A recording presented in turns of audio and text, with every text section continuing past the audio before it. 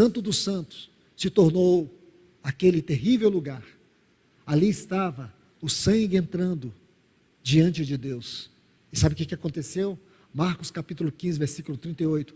Aquele véu, aquele espesso véu, que dividiu o lugar santo do lugar santíssimo, ele partiu de alto a baixo. Imagine o pânico do sumo sacerdote daquele dia. Por quê, irmãos? Porque Cristo entrou no véu, além do véu, no verdadeiro tabernáculo, para oferecer uma vez para sempre um sacrifício eterno, para derramar por nós o seu sangue eternamente.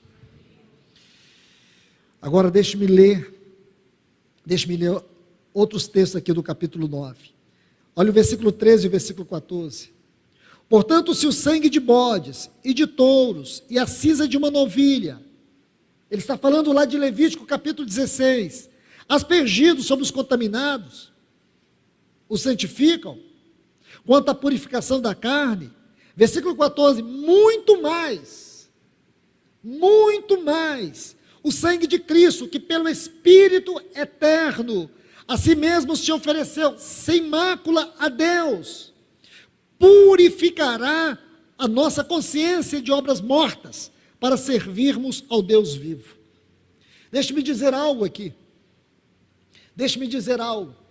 irmãos, o que quer dizer o sangue de Cristo Jesus, purificando nossa consciência de obras mortas? O que são obras mortas? O que quer dizer aqui obras mortas? Você precisa entender que o sangue de Cristo Jesus hoje tem um efeito subjetivo na nossa vida. Quanto ao efeito objetivo, ele realizou uma vez para sempre. Quanto ao seu efeito subjetivo, este sangue ainda continua purificando a nossa consciência, porque nossa consciência tem que ser purificada.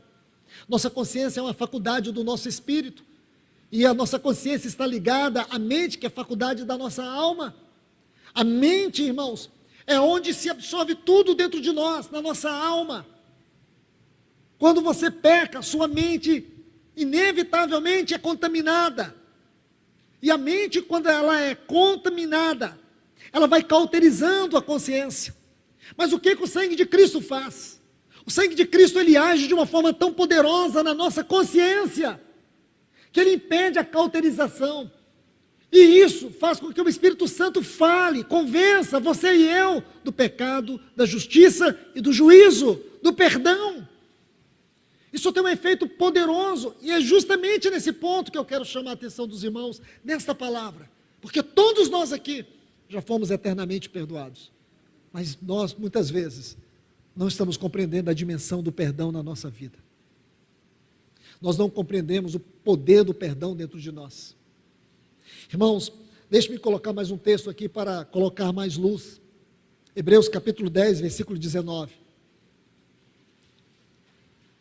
Diz assim: tendo, pois, irmãos, intrepidez para entrar no Santo dos Santos, pelo sangue de Cristo Jesus. Ele não está falando aqui de salvação. Ele não está falando de salvação, ele está falando para quem é salvo. Ele está falando para quem já teve os pecados perdoados.